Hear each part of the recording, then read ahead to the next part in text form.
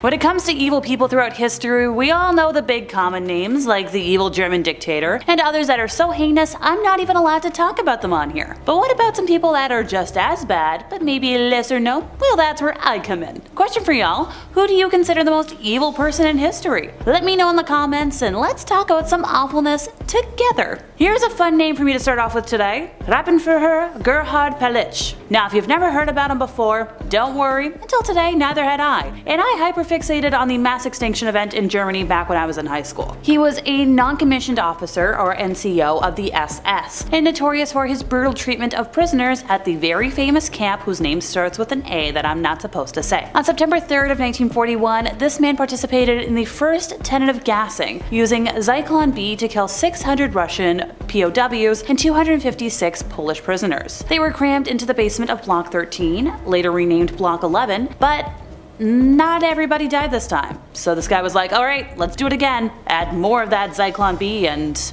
let's get this ball rolling. In a report by a Polish resistance fighter, he called this man a particularly dedicated tormentor who would hunt young humans. He told girls to run around a closed yard and then would fire at them, killing them like rabbits. He would snatch a young human from its mother's embrace and smash its little head against a wall or stone. A true degenerate. Tears and death followed him. Having committed a most heinous crime, he would come out smiling, handsome, polite, just calmly smoking a cigarette. This man was the most diligent killer at the Death Wall, which was also called the Black Wall. He bragged personally about having fired at 25,000 people in the back of the head at said camp. The SS actually kicked him out, and even famed commander Rudolf Haas said he was depraved. Once again, this guy was so heinous that the SS said GTFO. That's a level of effed up I didn't even think could exist. After gaining a license to practice psychiatry in the late 1960s, Johannesburger Aubrey Levin joined the South African Defense Force, automatically gaining the rank of colonel. His time in the SADF was marked by his tenure as head of the Aversion Project. The project's aim was to cure so-called deviants. And by that I mean gay people and those who smoked the devil's lettuce. So game over for me and most of my friend group. Throughout the following 2 decades, many gay men and women were forced to undergo electroshock therapy and chemical castration. And sadly, that's not even the worst of it. The decaying spire atop his Church of Maleficence grew the 900 victims of forced reassignment surgery, most of which were young men aged between 16 to 24. Many of the surgeries were also botched or just incomplete, leaving victims who couldn't afford hormones in the cold. And hey, the icing on this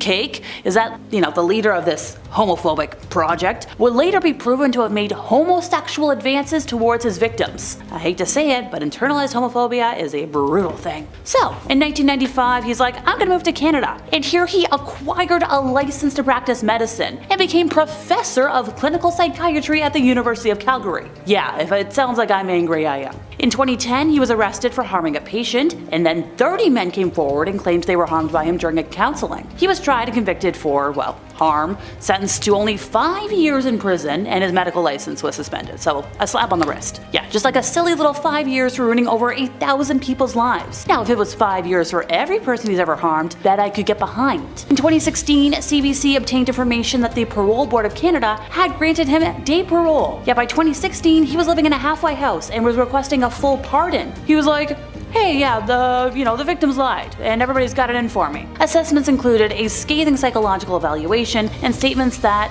Levin appeared to have little concern for his victims, that he was manipulative and presented himself as a victim of the system. He denied that he had any motive or basis for your offenses, and that, I'm not aware that that's a criminal act in Canada. It's allowed in my home country. Yeah, we're gonna move on before I start cursing. This might be the most well-known name on today's list, King Leopold II. He deserves inclusion on our list today after what happened in Congo, which he acquired as his private property in 1885 in the Berlin Conference, when much of Africa was divided among European powers. From the beginning, he was just in it for the money, extracting maximum amounts of wealth from this huge colony. Millions of Congolese inhabitants, including young people, were mutilated, killed, or died from disease during his rule. Failure to meet rubber collection quotas was punishable by death. Forced labor was instituted to increase production. Around 10 million people died during this brutal regime. Not that this man cared. To paraphrase the title of Frank Zappa's greatest album, he was only in it for the money. Things got so bad that in 1908, he was actually forced to hand over the colony to the Belgian state. Great, add another evil ruler to the list of bad guys in history.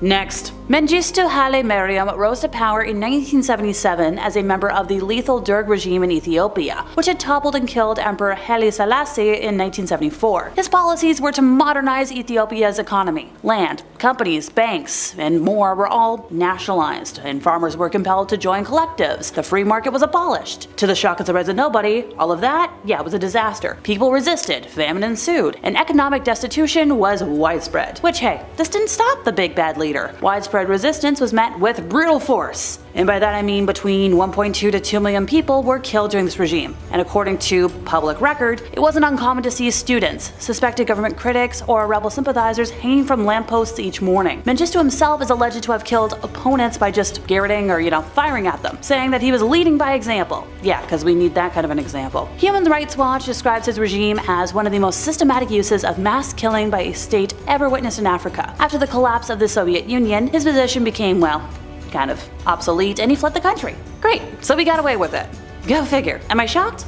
No, but I'm still disgusted. Here's another beauty, Oscar Dollwanger, who was so depraved that once again he was expelled from the Yahtzee party. Yeah, Did you know that was possible for today? I guess evil has standards, but geez. He ended up commanding the 36th Waffen Division, which was called Dollwanger, after his last name, and his unit was responsible for the deaths of at least tens of thousands in Poland and Russia. Atrocities committed by Oscar included injecting a pesticide into Jewish girls and watching their deaths in the officers' mess. He would just watch them die slowly, and after they would pass, he would cut them up and boil them with horse meat to make soap. In February of 1942, his unit was assigned to anti-gang operations in Belarus, and his preferred method of hunting was to herd the local population inside a barn, set the barn on fire, then fire with machine weapons at anybody who tried to escape. Rounded up civilians would also be routinely used as human shields and marched over minefields. Now, he was eventually caught after everything, but passed before he could be brought to justice. Go figure. Idi Amin ruled as dictator of Uganda after launching a military coup in 1971. His nickname, well, Butcher of Uganda, kind of says it all. His behavior steadily worsened during the 1970s as he expelled all Asians and handed over their businesses to his cronies, which led to a collapse of the economy. But I guess the Asians were kind of lucky compared to his violent persecution of rival tribes, which were killed by the tens of thousands. The total death toll of his regime amounted to about 500,000 out of a population of only 10 million. He was feared for feeding victims alive to crocodiles, and boasted that he kept the decapitated heads of political enemies in his freezer. But he's like, the taste of their flesh, that's a little too salty for me. His megalomania knew no limits. Among his titles were, let's see if I get these all right, Lord of all the beasts of earth and fishes of the seas, Conqueror of the British Empire, and more. He was deposed in 1979 and fled to Saudi Arabia, and never expressed any remorse for his brutal deeds. No, not shocked, not shocked. Alrighty, this is the last mass extinction human on today's list, and that's Maria Mandel, also known as the Beast, who was directly complicit in the killings of more than 500,000 female prisoners at the camp whose name starts with an A.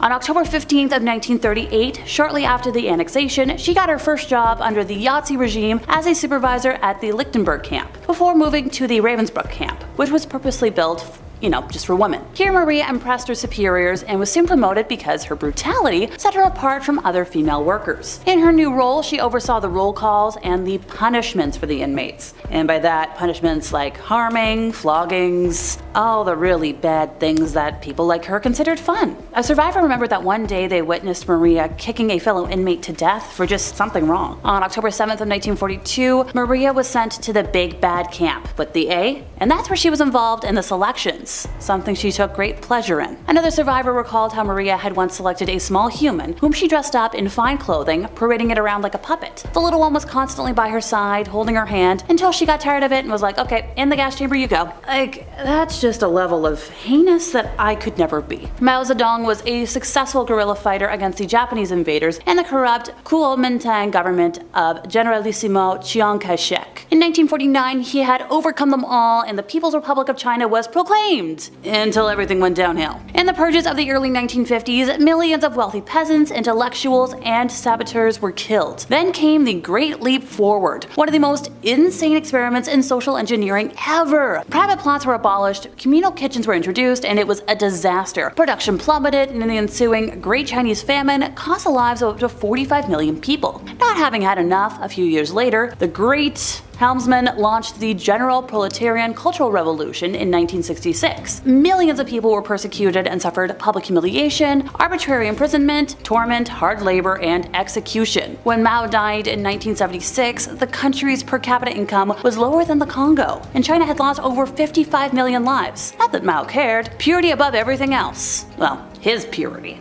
Alrighty, has anybody ever heard of Bela Kiss? He was a Hungarian serial killer who lived in the beginning of the 20th century. Although the number of people he killed is not that astonishing in comparison to some others, his ways of killing made me put him on today's list. One day the army went to his house during the war looking for gasoline, because they're like, he's got a lot of that. The airtight top of the barrel, it was sealed with lead, but it had been loosened. And when people pried it open, there was a really bad smell. What was in there? Well, they took off the lid, and a bag was found. And a woman's body was found sewn into that bag. There were over 20 barrels in all, each with a body inside, and all of them were, pickled. I guess the booze sort of helped with that, and the authorities discovered that Kiss had lured the woman to his house by placing an ad in the local paper looking for a wife. Police found that the bodies had puncture marks on their necks and that the bodies were drained to the life source, which led them to believe that Kiss might have been practicing vampirism. Now, he faked his own death in 1919 to escape persecution, and even though there were numerous sightings of him over the years, he was never caught or apprehended. How'd you guess? And we're gonna end today with a personal choice, Karla Homolka. She's a Canadian serial killer who was complicit in at least 3 killings and more harm with her husband Paul Bernardo, and among the victims, her own sister. She attracted worldwide media attention when a controversial plea bargain with Ontario prosecutors meant she was only convicted of manslaughter, whereas Paul received a life imprisonment and a dangerous offender designation. Karla stated to investigators that she was just an unwilling accomplice in all of this. However, videotapes of the crime surfaced after the plea bargain and before the trial, proving that she was a more active participant than she had originally claimed, including in the case of her sister. As a result, the deal that she had struck with prosecutors was dubbed in the Canadian press the deal with the devil. So how does she qualify under history trying to hide her? Well, she's out.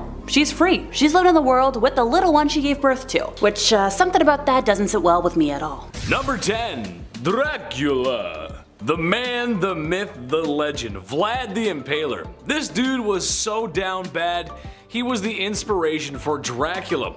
There's really only one reason why he was so evil, and honestly, it's in his name. Vlad the Impaler liked to impale people, oftentimes alive. As if this was the worst thing thought up by a human being ever, he would leave the pikes on display, creating a horror only the eyes of medieval Europe could see. There's gonna be a lot of bad dudes on this list, some really saucy villains, unsavory characters who will make your skin crawl, but only Vlad has been bad enough to get a monster inspired by him, essentially turning his actions into somewhat of a spooky mythology. Dude gives off some serious goth energy. There's a few portraits of him, but if you look at it, he's got this stare in his eyes, like he wants to impale me or something. Vlad be nimble, Vlad be quick, just wait till you see his sharpened sticks. Number 9. The guy everyone knows. Look, YouTube won't let me say his name, but do we really have to? I mean, it's Mustache Man. Infamous for his bad art and lame book, he was the fascist leader of Germany. The very same leader who forced the world into World War II. Remember that one? Yeah, he's the very same monster who organized the destruction of Jewish peoples in Europe, and if he had his way, probably the whole world. I wouldn't be surprised if you showed a picture of him to anyone on Earth, any country, rich or poor, and they will most likely know who that was. That's the kind of evil that will get you talked about in classes all over the world, and likely for a long time. Eventually, he got what was coming to him, and the world had peace and prosperity, and there was never ever another bad stinky war ever again. Why is he not number 1, you might be asking? Well, that's just because his numbers don't compare to others, which is a very troubling statistic. I'll get to that later. Number 8. Busy man. Most people on this list are not going to need any introduction. Genghis Khan is no exception to that. The Mongol warrior king saw his nomadic empire stretch thousands of miles, being one of history's largest empires. If you've been paying attention in history class, and you should have been, don't skip class or Big Ched will put you in the naughty corner. Bad. Yes, that's right, I just referred to myself in the third person. Speaking of third person, that's how many people Genghis unalived in his bloody conquests. Oh, did I say 3? I actually meant a lot. Did I say a lot? I actually meant a disturbing amount. Some people like to point out that he was accepting of other people's cultures and beliefs. Yes, that is true, but that's after he burned down the village right before he got to yours, and you got forcibly assimilated into his numbers. As you can also imagine, a bloodthirsty barbarian like him did not treat women with much respect. It's Genghis Khan, man. That's just how it do be. Number 7. So long, Bowser. Ivan the Terrible. Okay, sure, Vlad was called the Impaler, but you can kind of take that in a different way, right? Not in that way. All innuendos aside, with a name like Ivan the Terrible, it's kind of hard to work around that. Even as a child, Ivan was showing traits of an evil dictator, or supervillain really, as it's said that he would throw animals off of tall roofs in the same way that Mario throws Bowser off of platforms. Becoming the first Tsar of Russia and probably its worst, he's responsible for many horrors and crimes, but the most infamous being his responsibility for his own son's demise. After a heated argument regarding his unborn grandson, and in a binding fit of rage, Ivan claimed his son's life. Sure, dads get angry when sons don't help mow the lawns or help take out the trash, but that's going a little far. One minute you're having a fight with your dad, and the next minute you're being carried out by Ghanaian pallbearers. You know, the dancing guys, the memes, the casket, you know? Yeah, it's a joke. Number 6, the Mad Doctor. I love doctors. Shout out to the people working in the medical field right now. I appreciate you. I couldn't even imagine the horror that is medical school though. We all know my track record for reading, and hours upon hours of studying would just be bad for my health. I gotta squeeze more video game time in there, it's just how I work, man. However, one doctor I would not want to cross is Dr. Henry Howard Holmes. He is most likely the inspiration for a lot of horror movies. A serial unaliver.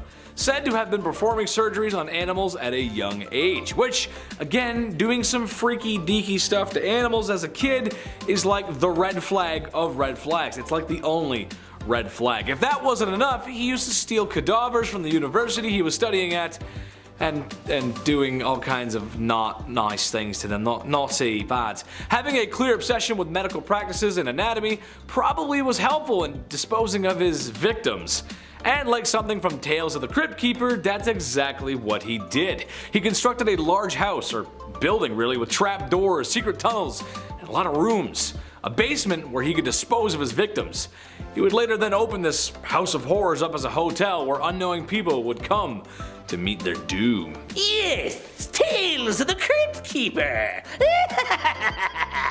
Come check in to the Hotel of Doom. Number 5. Bad Comrade. Stosif Jalin was the leader of the Soviet Union for probably too long. A man who worked his way up the political chain until General Secretary meant leader, which, if you look it up, it's kind of crazy. That itself is a crazy story. He's responsible for a great loss of life. It is estimated in the range of 40 million people. Ooh, yikes. Most spooky evil dudes usually go after an enemy, to someone they consider to not be part of them. He did do this, but a lot of his own people sadly met their ends from the Red Menace too. Organized and deliberate purges of people and famines to starve people. It's safe to say he is and was and always will be one of the worst humans to ever walk the face of the earth. To put it in perspective, Jalin's son was a soldier in World War II, and after being captured by German forces, the Germans thought they had one on the boss. Heck, this was a get out of jail free card, right? Well, when a prisoner trade was proposed by the Germans, Jalin laughed at only how an evil communist could, and denied the trade. His son would later perish in a POW camp shortly after. What a monster. You think you trade with me? Keep him, I don't want. Number 4. Fine white powder. Oh, to be in Miami in the mid-1980s. If I had one wish, it would be to spend a summer night in the neon-soaked beaches of Miami under strict laws enforced by a president who didn't know what was going on right underneath his nose. If you were around back then you probably got to experience something like that. Or at least in my fever dreams. I hope so. But as much as I'd like to be Tony Montana with all that sugar on his desk, I know it's bad for my health. Speaking of bad for your health, Pablo Escobar. I know, that's where I went with that. Probably the most ruthless criminal ever to live on planet Earth. Pablo was a poor man born in a poor country, but ended up being one of, if not the richest man on planet Earth. His lucrative distribution of adult sugar in the 80s made him very wealthy. It also made him very dangerous, as he was willing to do whatever to get his way. Extortion, bribing, bombing, just about anything you can think of. Oh yeah, he was one bad dude. He had so much money that he had to bury it all over Colombia. Every once in a while, some of his buried treasure pops up. And as much as I want a quick million in US cash, I'll just put it back where it came from. Oh, Dios mío, lo siento, Pablo. Number 3, Al Capone.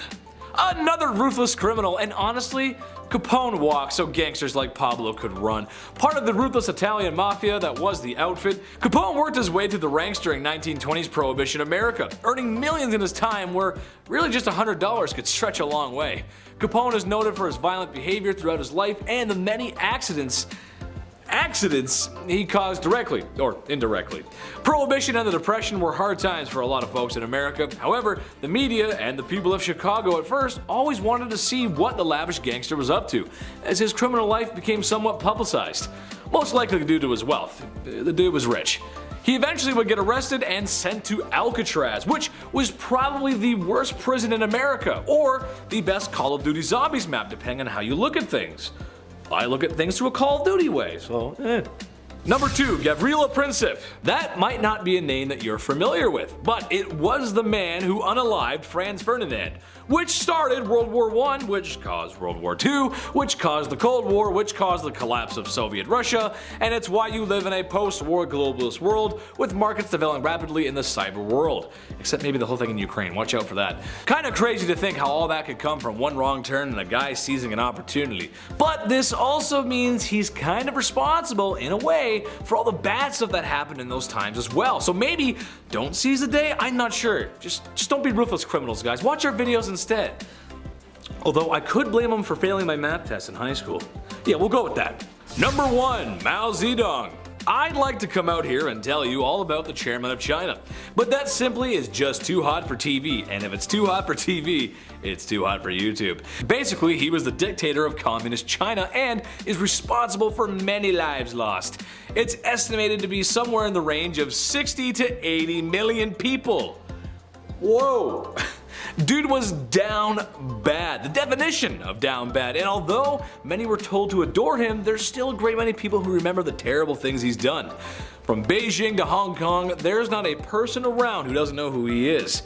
If being a no-good, rotten person was an Olympic sport, he would have gold medals coming out of his ears. Number 10, Giulia Tofana. In the 1600s, women who were left under the control of malignant husbands who would physically harm and control them was a rather common issue, and the general rule was that unless your spouse passed away, that was the only time a woman could be granted her freedom. The active contents inside the vial with the artwork of St. Nicholas were unknown, but mostly it was filled with arsenic, lead, and possibly belladonna. It was colorless, tasteless, and therefore easy to mix with many other substances like wine or water. It was called by the name Aqua Tofana, and it was named after the suspected Giulia Tofana, as she was the main distributor and ringleader of this secret sauce. The actual creator might have actually been another woman who was caught later on. The poisoning of Aqua Tofana would go unnoticed, as its symptoms would mimic other illnesses that were prominent at the time. First dosage would mimic a cold, the third dosage digestive issues, and the fourth was death. It was so effective and helpful that when the poison was used in a slow active state, it would give the victims the assumption that they were dying and would write a will and repent. And if the provider of the poison changed their mind, the antidote was simply lemon juice and vinegar. Although the invention of this poison substance was eventually discontinued, as so many had been caught with the subject,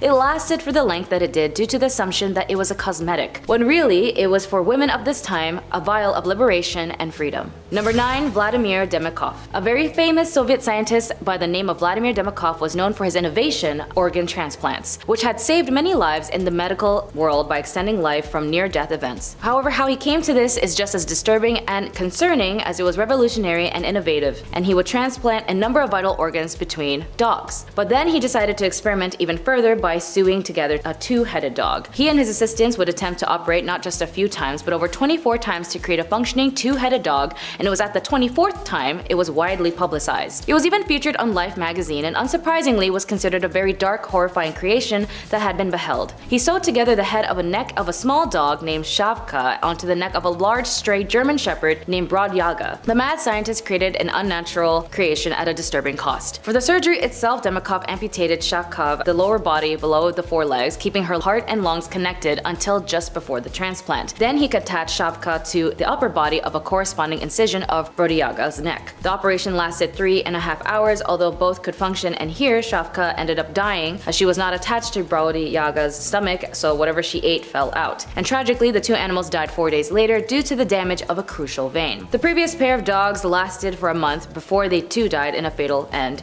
and Vladimir also had no intention to stop his animal cruelty experiments and would continue trying until his death. Number 8. MK Ultra. Project MK Ultra was an illegal human experimentation program designed and undertaken by the CIA and intended to develop procedures and identifying drugs that could be used during interrogations to weaken people and force confessions through brainwashing and psychological torture. MK Ultra used numerous methods to manipulate its subjects' mental state and brain functions, such as a covert administration of high doses of psychoactive drugs and other chemicals without the subject's consent, electric shocks, hypnosis, sensory deprivation, isolation, verbal and sexual and other forms of torment. MK Ultra was preceded by Project Artichoke, and it was organized through the CIA's office and coordinated with the US Army's biological warfare labs. The program engaged in illegal activities, including the use of US and Canadian citizens as unwitting test subjects. Investigative efforts were hampered by CIA Director Richard Helm's order that all MK Ultra files be destroyed in 1973. The Church Committee and Rockefeller Commission's investigations relied on the sworn testimony of direct participants and on the small number of documents that survived Helm's order.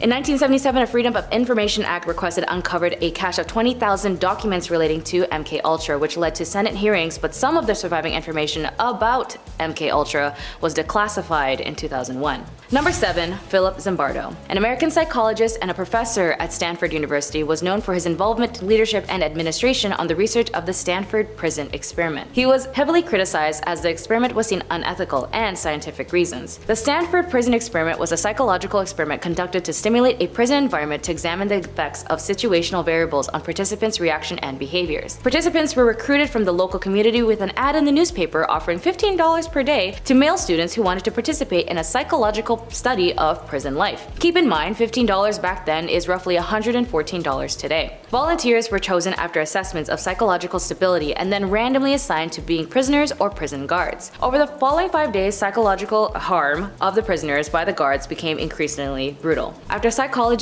Christina Maslach visited to evaluate the conditions, she was upset to see how study participants were behaving, and she confronted Zimbardo, and he ended the experiments on the 6th day. The SPE had been referenced and heavily criticized as an example of an unethical psychological experiment as a harm inflicted on the participants in this and the other experiments in the post-World War II era. Because of this experiment, it prompted American universities to improve their ethical requirements and institutional review on human experiments to prevent them from being similarly harmed. The goal of Zimbardo's primary reason for the conducting of the experiment was to focus on the power of roles, rules, symbols, group identity, and situational validation of behavior that generally would repulse ordinary individuals. But with one positive result of the study is that it altered the way the US prisons are run. For example, juveniles accused of federal crimes are no longer housed before trial with adult prisoners due to the risk of violence against them. Number 6. Phalaris and Perilios of Athens. Throughout history, humans in general have created an enclave of many extraordinary things, and as civilizations go, for some reason in our distant past, they had an obsession of creating agonizing means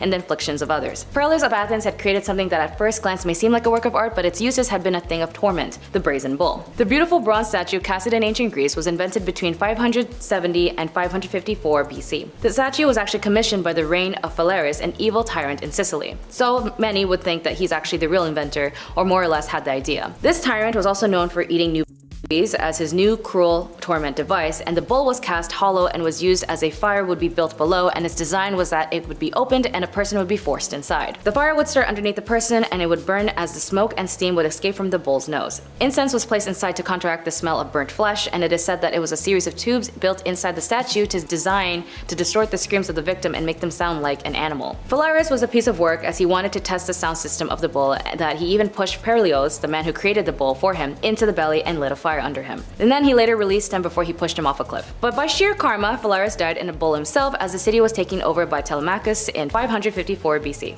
Number 5. Lytle S. Adams. After hearing about the vicious attacks of Pearl Harbor on the radio, Lytle S. Adams developed a unique plan of vengeance against the Japanese Imperial Army with the Bat Bomb. The bomb consisted a bomb-shaped casting over 1,000 compartments, each containing a hibernating Mexican free-tailed bat with a small timed incendiary bomb attached. Dropped from a bomber at dawn, the castings would deploy a parachute in mid-flight and open a release release of bats, which would then disperse to eaves and attics in a 20-40 mile radius. Adams stated that the bat was the lowest form of animal life and that until now, reasons for its creations have remained unexplained. He went on to espouse that bats were created by God to wait this hour to play their part in the scheme of free human existence to frustrate any attempt of those who dared desecrate our way of this life. This weird device was then of course proved by President Roosevelt, who's remarked that his friend wasn't crazy, but the idea was worth looking into. Either way, after the conducted of a few tests, the program was eventually cancelled after it was estimated a use of $2 million, or in today's value $32 million, was wasted on this invention. When it comes to war, humans showcase the worst of the worst if it means of expanding their nation's political planning, and if you're in the military, there's an internal conflict to fill in your nationalism and your internal duty to serve the country, and you forget your economical issues. When it comes to the invention of war, as it has been showcased throughout history time and time again, even in current unfortunate events, the creation leads to genocide by means of invention of different kinds of warfare. Developed by Fritz Haber, who was a professor at the University of Karlsruhe, was a brilliant chemist who invented the industrial scale productions of ammonia-based fertilizer. Alongside Frederick Guthrie, the two was noted as the ones who weaponized and synthesized a vescent chemical warfare agent called mustard gas, a widely used weapon used during World War I by both sides of the conflict with particularly harmful and deadly effects. It was responsible for the 1,205,655 non-fatal casualties and 91,198 deaths. The effects range from minor symptoms such as skin irritation and conjunctivitis to severe lung damage when inhaled. Despite the horrific use of mustard gas during World War I, there was a silver lining: the discovery of the first modern chemotherapeutic agent based on observations of World War I survivors exposed to mustard gas.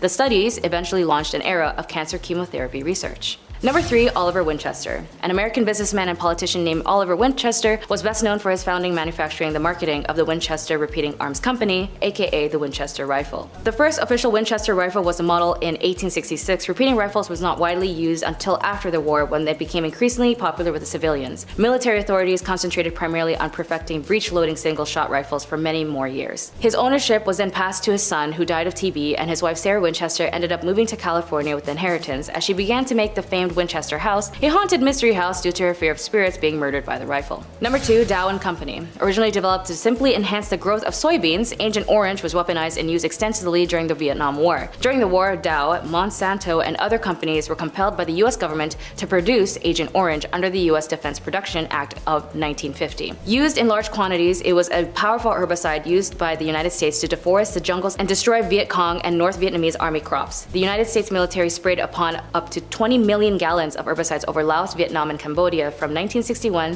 through 1971, covering over 4.5 million acres. Agent Orange was often proven afterwards to cause very serious health problems for both Vietnamese people and returning US military personnel and their families. Among were rashes, birth defects, and severe neurological problems, as well as cancer. This military action has caused the nation of Vietnam. Since then, the country has reported over 400,000 of their people were maimed and killed by the harm of the herbicides, that 500,000 of their children have been born with birth defects caused by the exposure of Agent Orange. The US courts, of course, have constantly ruled that Dow and other manufacturers bear no responsibility for the development and the use of Agent Orange during the Vietnam War, and have dismissed all legal claims to the contrary. And finally, number 1, Oppenheimer. An American theoretical physicist and director of the Manhattan Project Los Alamos Laboratory during World War II, is often called the father of the atomic bomb, causing the destruction and devastation of the Japanese as it resulted the tragedies of 200,000 civilians and military personnel. The ethics of these bombings and the roles in Japan's surrender are subjects of debate. Oppenheimer did important research of the theoretical astronomy, as well as the quantum field theory and the extensive of quantum electric dynamics. But with his interests that led him to the development of these weapons still hold to this day dire consequences on the lives that it would affect. In a very famous quote to his recognition, he has said, "If the radiance of 1,000 suns were to burst at once in the sky, that would be like the splendor of the mighty one. Now I have become death, the shatter of worlds." In a meeting he had with President Truman, he was distraught at the invention, as it was now readily usable at the hands of practically anyone. And President Truman was infuriated at Oppenheimer when he said, "Mr. President, I feel I have blood on my hands," responding that he, Truman, bore sole responsibility for the decision on the atomic bomb against the Japanese, which later Truman said, "I don't want to see that son of a bee in this office ever again." The Treaty of the Non-Proliferation of Nuclear Weapons aimed to reduce the spread of nuclear weapons, but its effectiveness has been questioned. Modernization of weapons continue to this day. Bombs alike have been proved with its massive casualties and results to devastation, eradication, genocide of innocent people, and the tragedy of wars it inhibits in our modern times.